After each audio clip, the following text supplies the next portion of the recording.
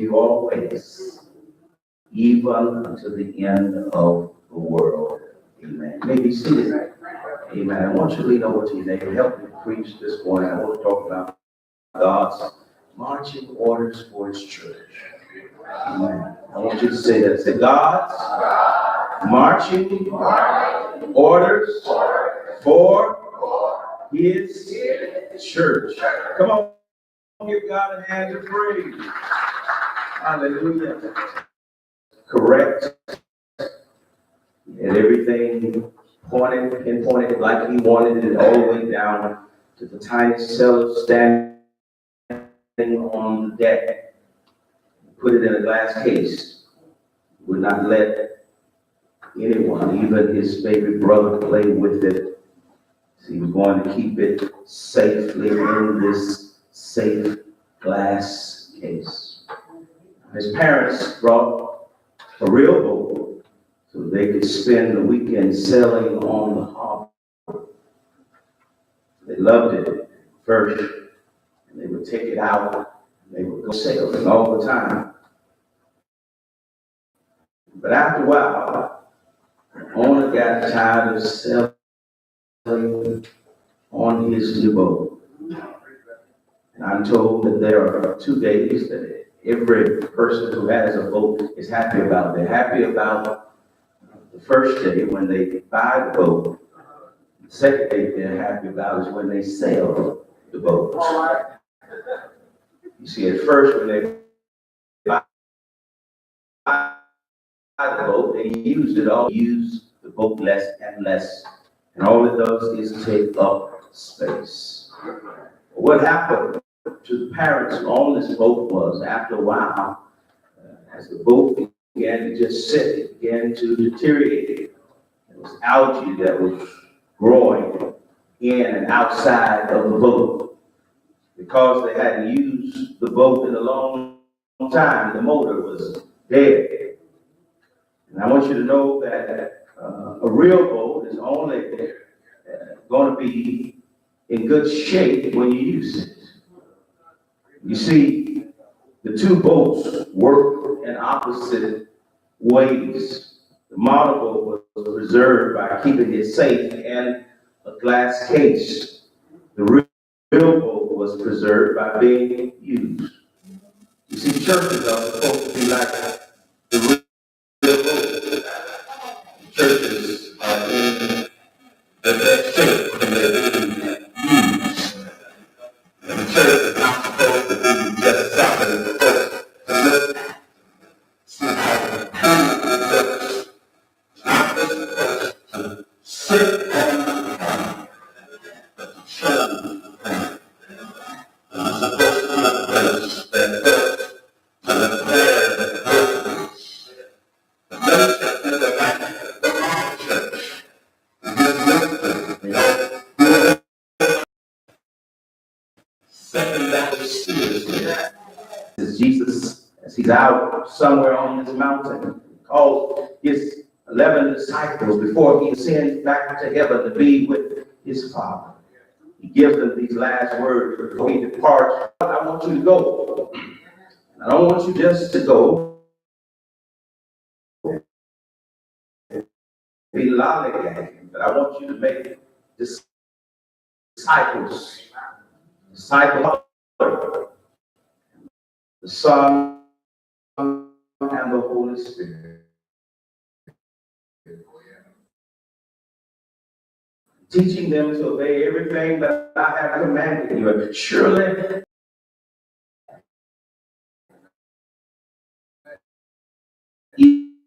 even to the end of that God gives. No, it's a requirement, it's a prerequisite to be a witness for Jesus. How do we fulfill the marching orders that are given? First of all, it's right here in our text. First of all, he says that we have to go. And when we go, we have to go to where the people are. See, that's the mandate of the Great Commission, is to go. See, if you're going to take the gospel of Jesus Christ seriously, then you got to take the gospel outside of these walls. take them where the people are. You see, the word go is an action word. And we're not supposed to wait for people to come to us, but we're supposed to go to them. See, we can't reach people if we don't go where they are. We can't go if we stay stationary. One old pastor said that too often times the church is a stationary church. They ought to take the missionary off the church. Because all we do is come in the church and go out. Nothing changes. There's no difference. But I want you to know that if we're serious about kingdom business, we got to be willing to go. Matter of fact, this passage of scripture here says to us in the Greek text that it says that as you're going, it means that we're supposed to be carrying the gospel message wherever we go. We ought to live the Christian life, not just on Sundays, not just when we come inside of these walls. We ought to live the Christian life as we go outside of these walls. We got to seek after those who are lost. We got to share the word of God to those who are receptive and those who want to hear the word of God. We got to be willing to share our own personal testimony. You see, every one of us ought to have a personal testimony. Our testimony ought to include, as we share it, as we go, we ought to talk about how our lives how we met Christ. How our lives have changed after we met him. We ought to not just talk the talk, but we ought to walk the walk. We ought to be able to say, follow me as I follow Christ. People ought to be able to see Jesus in you, and they ought to be able to see Jesus in me. The Bible says in Matthew, the 5th chapter, verse 16, that we ought to let our light shine before others so that they may see our good deeds and not glorify us, but glorify our Father which is in heaven. See, our daily task as believers is to go to as many places as we can go to witness to as many people that we can witness to. You see, when we don't share the gospel message with people that we meet and people that need to know about Christ and what say to them, God has instructed us to say, what we're really saying to them is, you just go on straight to hell. I don't care anything about you. You see, many of us got some folks in our own family, in our own home. We got people that we work with, co-workers on our jobs. There's some people that we know. We can talk about the derby. We can talk about basketball. We can talk about football. We can talk about Trump. We can talk about people. But we can't talk about Jesus Christ. See, you can't be afraid to share about Jesus and share your testimony. The Bible says, if you are ashamed of God before men, or ashamed of Jesus, he will be ashamed of you before his Father. You see, you don't have to beat people over the head with the Bible. You don't have to be a Bible scholar to share about Christ. You don't have to shove the Bible down people's throat. All you got to do is tell them about Jesus. The best way is to be a witness and live the Christian life. You ought to share it with them wherever you go. In fact, Jesus said, as you go, and while you are on the go, be a witness to all people. But he doesn't just stop there. He reminds us that we're going to take these marching orders seriously. And we're going to be the church that God has called for us to be, Second Baptist. We're going to take these marching orders. We got to be willing to not only take the gospel to people, not only baptize and teach them, but secondly, we got to be willing to make something.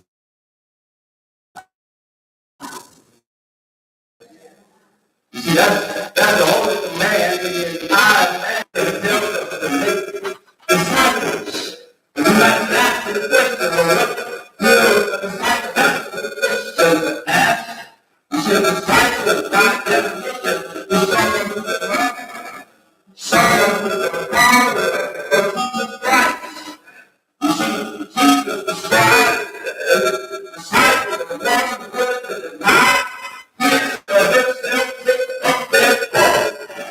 and be willing to follow after him. You see, the disciple is someone who sits under a master teacher and learns from them. Thank you, Holy Spirit. Not too long ago, as you know, I took care of my father and I had to shave him. So what I did was I asked Pastor Drake, who's a master barber. Now, I'm not a master barber, but I asked him to come and shave my father-in-law open. And as he came, I sat there and I watched him as he shaved, how he trimmed his mustache. What I did was I learned and I watched him and showed me how to do it. I've never been to barber school, and I want you to know, don't come ask me to give you a shave. I'm a preacher. That's what. But I want you to know I watched him. Because that's what he does, in and out every day. And he showed me how to shave in the way he wanted to be shaved. And I want you to know, if you're going to be a child of God, stop getting this big-headed attitude that can't nobody tell you nothing. You know everything because your mama in the church.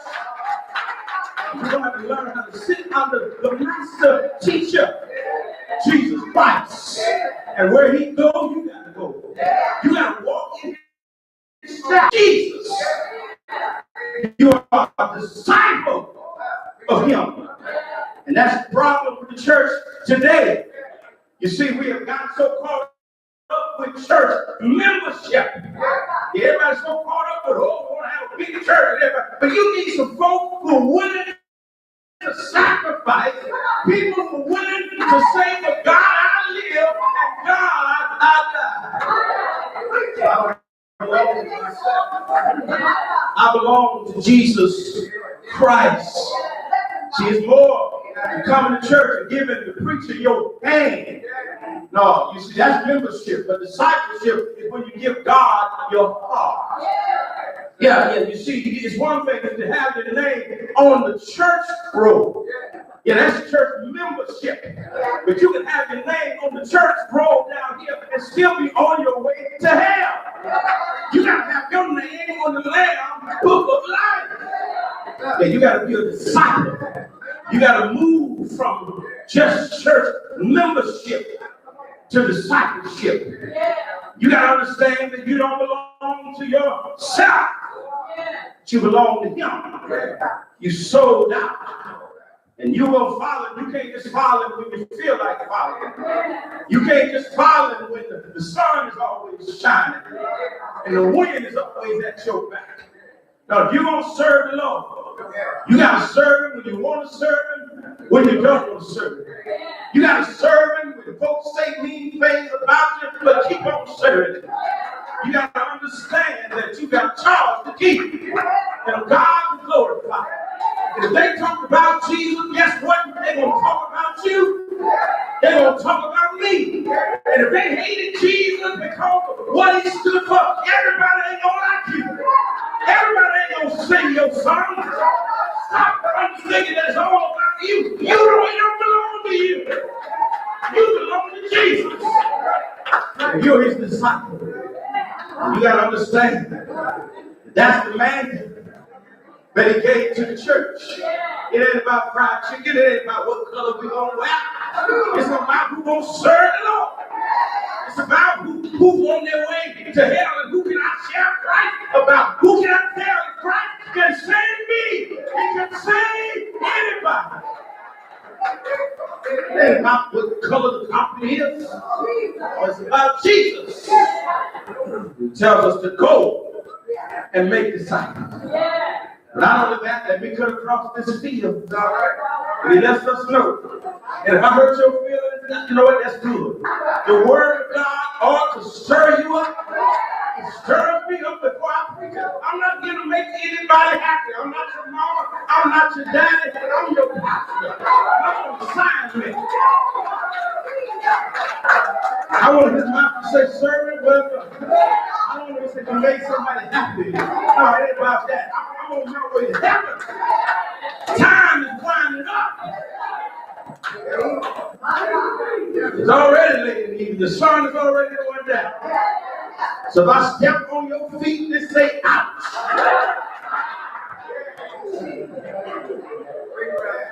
He tells us, We're going to take these marching. Don't you go by yourself. You better take some backup and shoot. Yeah. It's rough out there. I ain't talking about taking your gun and your mace, your knife. But you better take the presence of God with you. Yeah, you ought to have the covenant of God all around you, his protection in front of you, behind you, and on the side of you.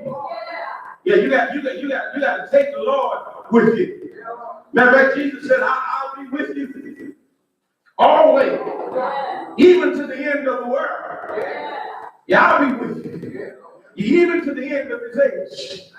You see, there's some folks who will go at your funeral, they'll eat chicken after they bury you. I want you to know they can go, they can stand around a cemetery, but they can't go down in the grave with you. Now, they're going to go back home where they came from, or go somewhere and celebrate you. But I'm glad I know somebody who will get up with me in the morning, who will lay down with me later. I'm glad I know somebody who will go down in the grave with me and get back up with me. I'm glad I know somebody who said, I'll never leave you or forsake you. I'm glad I know somebody who's not just with me on Sunday mornings, but I got a God who's with me on Monday. Yeah, I'm glad that his presence is with me on Tuesday, Wednesday, Thursday, Friday, Saturday. I'm glad that I can say like the hymn writer that he said that he will never leave us alone. No, never alone. You see, he promised to keep us. He promised to be by our side. And I want to challenge you, Second Baptist, if you don't go to the facility, I want to challenge you.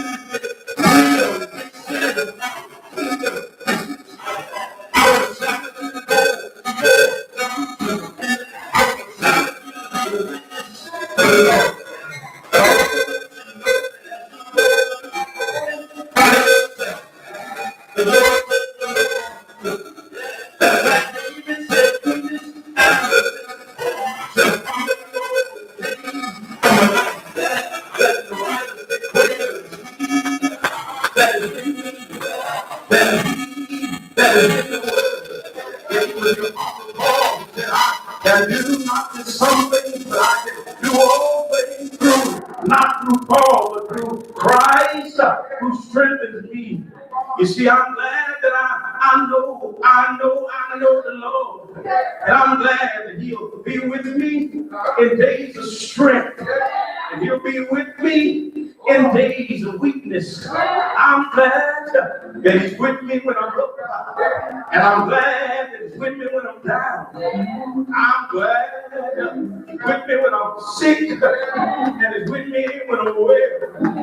I'm glad that the psalmist said, when I was young, yet I've never seen the righteous forsaken. And now I'm getting old, he's still with me. You see, he walks with me, and he talks with me, and he tells me that I am his child. And you see, my brothers and my sisters, I made a pledge and allegiance to God. I made up in my mind that I'm going to serve him.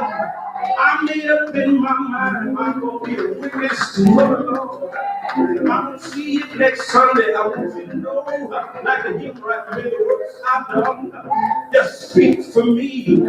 I understand that I'm called to preach his gospel. I'm thanking for calling me. I'm thanking for allowing me to be the pastor of a Second Baptist Church in Fairfield, Kentucky. I stopped by here to tell you it's time to be about the Father's business.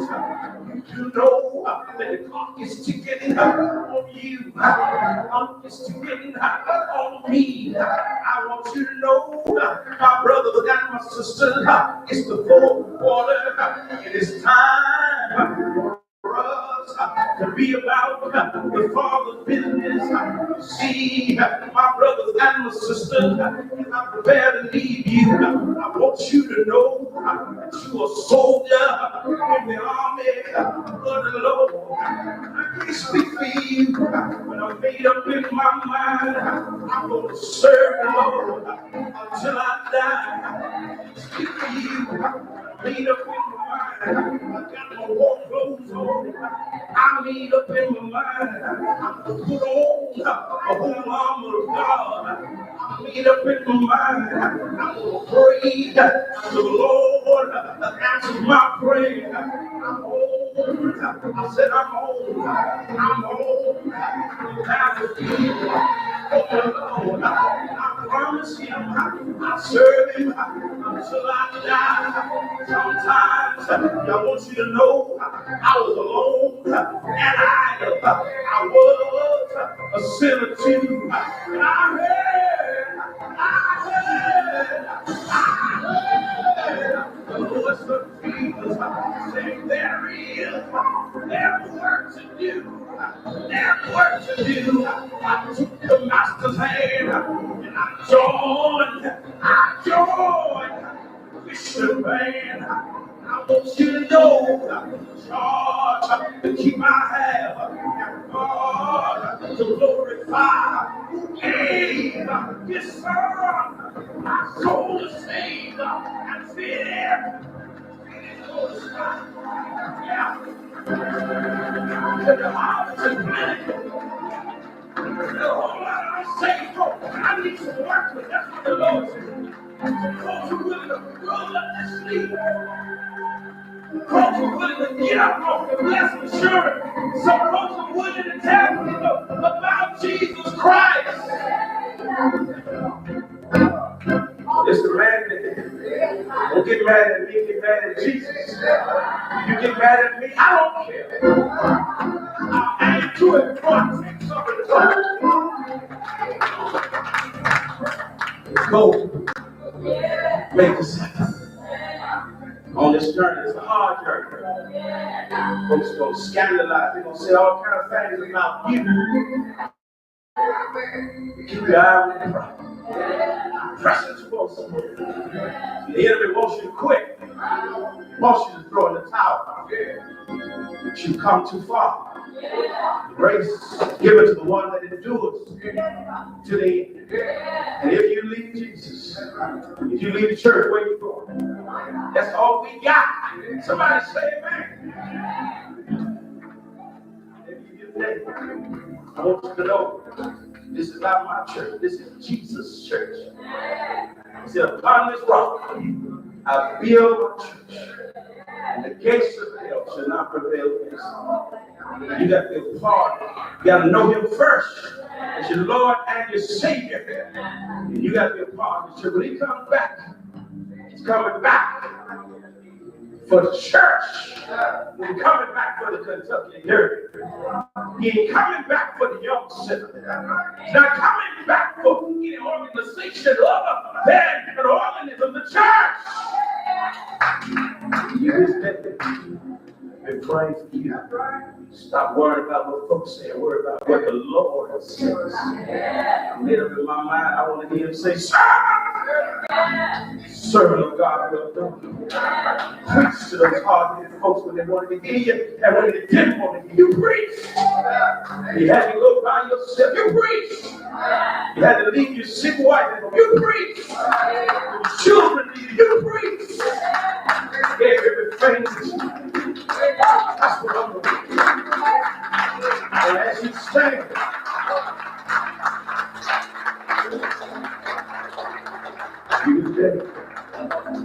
you are in God's army. I don't care if you're too old or too young or got two left feet or you cross-eyed God or accept anybody. There's no rejection. Everybody counts. That's what the preacher said last week. So regardless of who you are, God loves you. He wants you to be a part of his kingdom. He wants you to be a part of his program. He wants you to be a part of his army.